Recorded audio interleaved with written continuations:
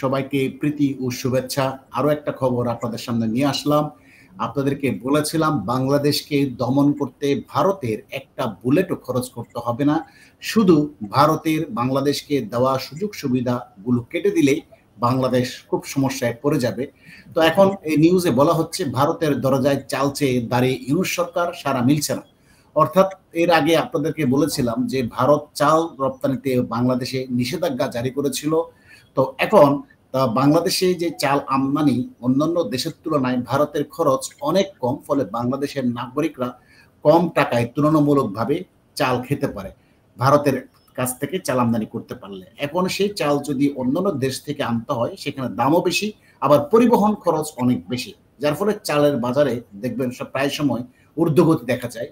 তো এখন এই সমস্যাকে নিরসন করার জন্য বাংলাদেশ সরকার দিল্লির কাছে কয়েকবার চিঠি জানিয়েছে। খবরের সংবাদে বলা হচ্ছে ভারত থেকে চাল আমদানির অনুরোধ জানানো ইউনূস সরকারের ভারত বিরোধী অবস্থানের কারণে বাংলাদেশ এখন কূটনৈতিকভাবে খাদ্য আমদানিতে চাপে পড়ছে। বিশ্লেষণ দেখুন, বাংলাদেশের খাদ্য নিরাপত্তা নিয়ে আবার উদ্বেগ দেখা দিয়েছে। সরকারি পর্যায়ে G2G ভারত থেকে চাল আমদানির জন্য একাধিকবার অনুরোধ করলেও সাড়া মিলছে না নরেন্দ্র মোদীর প্রশাসন থেকে। বিশেষজ্ঞরা বলছেন এর পিছনে কেবল অর্থনৈতিক নয়, রয়েছে তীব্র রাজনৈতিক কূটনৈতিক অস্থিরতা। ভারতের দৃষ্টিতে বাংলাদেশের অন্তর্বর্তী ইউনূস সরকার এখনো একটি বৈরতাপূর্ণ প্রশাসন হিসেবে বিবেচিত হচ্ছে। খাদ্য মন্ত্রণালয় জানায় প্রথমবার জানুয়ারি, দ্বিতীয়বার 18 মে পররাষ্ট্র মন্ত্রণালয়ের মাধ্যমে ভারত সরকারের কাছে অনুরোধ জানানো হয় সুলভ মূল্যে নন বাসমতি সেদ্ধ চাল আমদানির জন্য একটি সমঝোতা স্মারক স্বাক্ষরের, কিন্তু এখনো অগ্রগতি হয়নি। ভারত থেকে জবাবে আসেনি।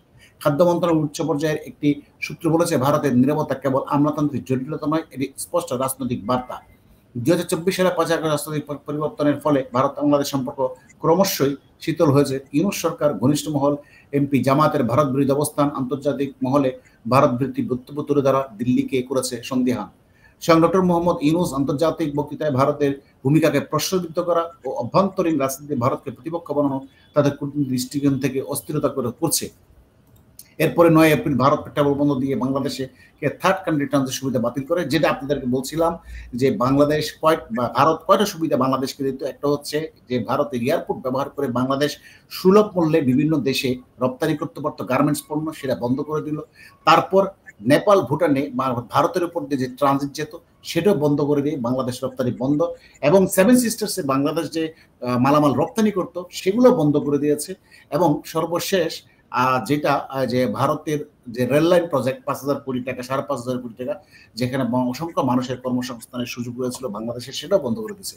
কিন্তু পক্ষান্তরে আমরা এখনো পর্যন্ত কোনো কিছু দেখলাম না বাংলাদেশ বাতিল করতে। অর্থাৎ বাংলাদেশ থেকে ভারত এখনো পর্যন্ত কোনো সুবিধা দেয়নি, এটাই প্রমাণ করে। সর্বশেষ ভারত চাল রপ্তানিতে নিষেধাজ্ঞা দিয়েছে, যার ফলে বাংলাদেশে এখন চালের বাজার অস্থির অবস্থায় রয়েছে। সেটা বিদেশ থেকে আনলে অনেক মূল্য পড়ে, কিন্তু বাংলাদেশ বারবার, অর্থাৎ জনরোষ সৃষ্টি হবে ইউনূসের বিরুদ্ধে চালের মূল্য যদি এইভাবে বৃদ্ধি পেতে থাকে। এখন এই জন্য ইউনূস বারবার ভারতের দরজায় কড়া নাড়ছে, কিন্তু ভারতের কোনো সারা শব্দ পাওয়া যাচ্ছে না। আমার সাথে যুক্ত আছে সাংবাদিক আতার হাওলাদার। জনাব আতার হাওলাদার, আপনাকে স্বাগতম। আপনি এই যে ভারতের কাছে অনুরোধ দেখি গলবে?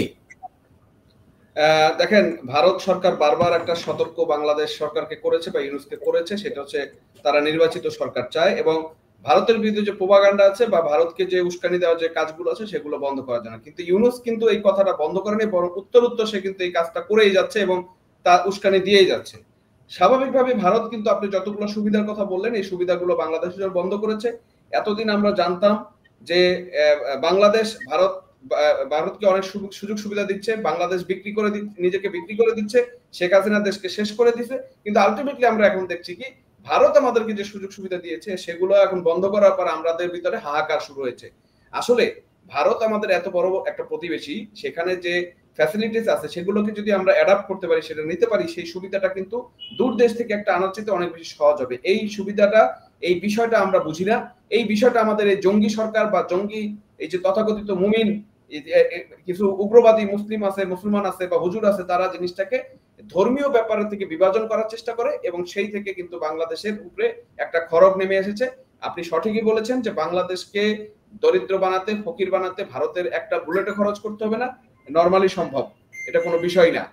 সুতরাং এই বোধোদয়টা যতদিন পর্যন্ত না হবে ততদিন পর্যন্ত ভারত আমার কাছে মনে হয় কোনো সাপোর্ট দিবে বলে আমার মনে হচ্ছে না। আরেকটা কথা প্রিয় দর্শক আপনাদের উদ্দেশ্যে বলে রাখি, পাকিস্তানের অবস্থা কিন্তু আগে একসময় ভালো ছিল। ভারতের সাথে যুদ্ধ পরিস্থিতি বিরাজ করার পর পাকিস্তান কিন্তু এখন দারিদ্র থেকে দারিদ্রত হয়ে যাচ্ছে এবং ভিখারি রাষ্ট্রে পরিণত হয়ে গেছে। বাংলাদেশ সেই ক্ষেত্রে ভালো সম্পর্কের কারণে বাংলাদেশে পার ক্যাপিটা ইনকাম ভারতকে ছাড়িয়ে গেছিল, কিন্তু এখন আবার দেখেন বাংলাদেশ নতুন করে আজকের পত্রিকায় দেখলাম 3 কোটি মানুষ দরিদ্র সীমার নিচে চলে যাচ্ছে।